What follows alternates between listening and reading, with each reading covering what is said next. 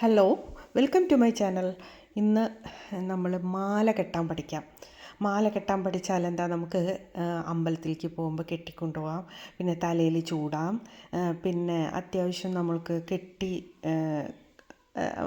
ഇങ്ങനെ കെട്ടി കൊടുത്തു കഴിഞ്ഞാൽ നമുക്ക് പൈസയൊക്കെ കിട്ടുമല്ലോ.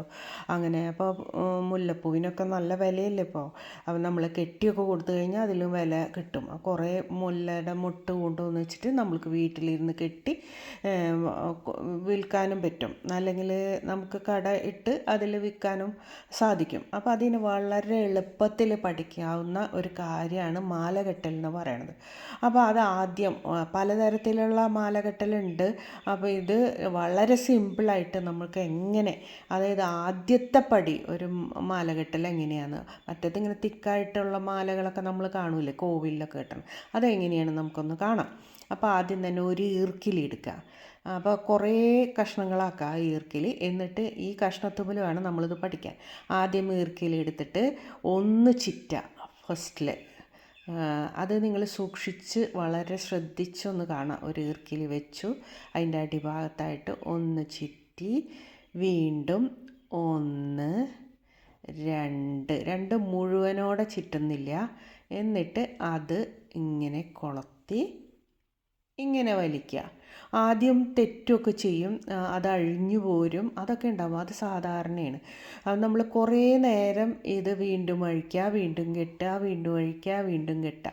അപ്പോൾ നമ്മളിങ്ങനെ പഠിക്കും കേട്ടോ. അപ്പോൾ ഒറ്റയടിക്കൊന്നും പഠിക്കാൻ ഒരു കാര്യവും സാധിക്കില്ല. നമ്മൾ കുറേ പഠിച്ച് സമയമെടുത്ത് പഠിക്കുമ്പോഴാണ് ഇത് പഠിച്ചെടുക്കുക. വളരെ എളുപ്പമാണ്, കണ്ടില്ലേ. ഒരു അരമണിക്കൂർ വേണ്ട ഇത് പഠിച്ചെടുക്കാനായിട്ട്. ഒന്നുകൂടി ഓരോന്ന് ചെയ്യുന്നതും വളരെ ശ്രദ്ധിച്ച് നോക്കുക കേട്ടോ. അപ്പോൾ ആദ്യം കെട്ടുമ്പോൾ കുറച്ച് ഡിസ്റ്റൻസിൽ കെട്ടുക. അപ്പോൾ ഡിസ്റ്റൻസിൽ കെട്ടുമ്പോൾ അധികം ബുദ്ധിമുട്ടില്ലാതെ കെട്ടിപ്പോവും. പിന്നത്തത് ചെയ്യുമ്പോൾ ഡിസ്റ്റൻസ് കുറച്ച് കെട്ടുക. അതായത് ഈ ഓരോ ഈർക്കിലും തമ്മിലുള്ള ഡിസ്റ്റൻസ് കുറച്ചിട്ട് കെട്ടുക. പിന്നെ വളരെ അടുപ്പിച്ച് കെട്ടാൻ ശ്രമിക്കുക. പൂമാല എപ്പോഴും മുട്ടുകൾ അടുപ്പിച്ച് കെട്ടുമ്പോഴാണ് ഭംഗി കിട്ടുക. അകത്തി കെട്ടുമ്പോൾ അത്ര ഭംഗി കിട്ടില്ല. അപ്പോൾ അതിന് വേണ്ടിയിട്ട് നമ്മൾ ഓരോ പ്രാവശ്യം കെട്ടി കഴിയുമ്പോഴും അത് അടുപ്പിച്ച് കൊണ്ടുവരാനായിട്ട് ശ്രമിക്കുക. പിന്നത്തേന് നമുക്കത് ഓർഡറിലായി വരും. ആദ്യം ലൂസാവും കേട്ടോ, കുറച്ച് ടൈറ്റ് ആവുന്നില്ല, ലൂസാവും. അതേപോലെ തന്നെ നമ്മൾ ആദ്യം തന്നെ പൂവ് കിട്ടുമ്പോഴും അങ്ങനെ തന്നെ പൂവ് മുറിഞ്ഞൊക്കെ പോവും. അതൊന്നും കുഴപ്പമില്ല, നമ്മൾ പിന്നെയും അതിന് ട്രൈ ചെയ്യുമ്പോഴാണ് അത് കറക്റ്റായിട്ട് വരാം. നിങ്ങൾക്ക് കുറച്ച് നേരം കൊണ്ട് ഇത് കെട്ടി പിറ്റേ ദിവസം തൊട്ട് നമുക്ക് മാല കെട്ടി കൊടുക്കാനായിട്ട് പറ്റും. അപ്പോൾ അതെ, ഇങ്ങനെ കുറച്ച് ഈർക്കിലും ഒരു വള്ളിയുടെയും ആവശ്യമുള്ളൂ ഇതിന് വേണ്ടിയിട്ട് പഠിക്കാനായിട്ട്. ഇപ്പോൾ വള്ളി ഇത്തിരി തിക്നെസ് ഉള്ളതാണ് ഞാൻ എടുത്തിരിക്കുന്നത്. ഇത്ര കട്ടിയുള്ള വള്ളിയൊന്നും ആവശ്യമില്ല.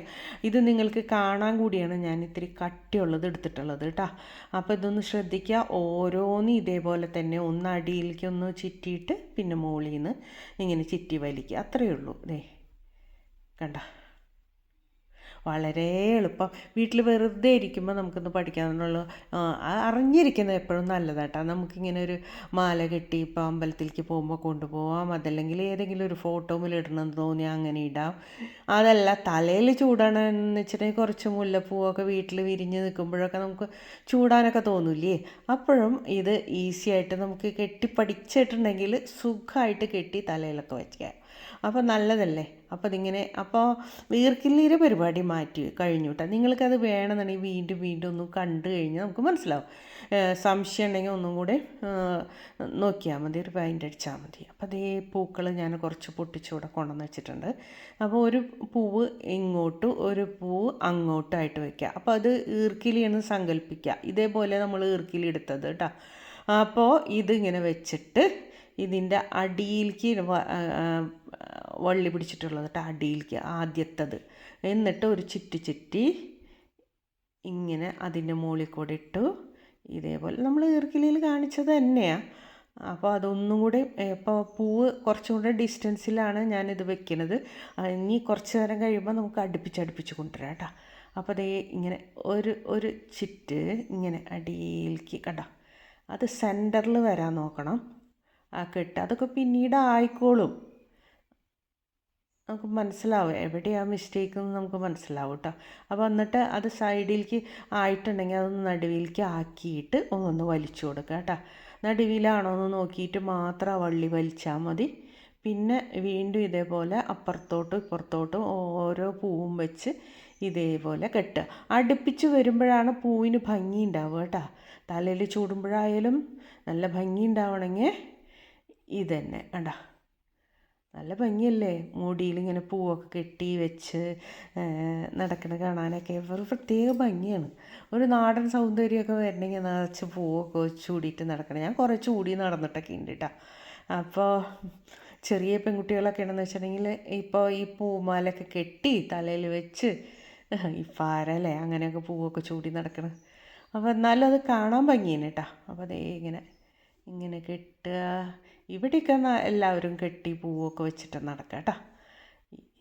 അപ്പോൾ ദേ ഇങ്ങനെ കെട്ടി എടുക്കുക, വലിക്കുക. കണ്ടോ, സെൻറ്ററിലാണോ എന്ന് നോക്കുക, എന്നിട്ട് വലിക്കുക. അപ്പോൾ കറക്റ്റായിട്ട് ആ പൂവ് നിൽക്കും ഒരേപോലെ. ഈ പൂവ് ഇങ്ങനെ എല്ലാം അങ്ങോട്ട് കെട്ടി കെട്ടി കെട്ടി എടുക്കുക. കണ്ട, ഒരേപോലെ ആവണം കെട്ട്. എല്ലാ പൂവും ഇതേപോലെ തന്നെ വയ്ക്കുക.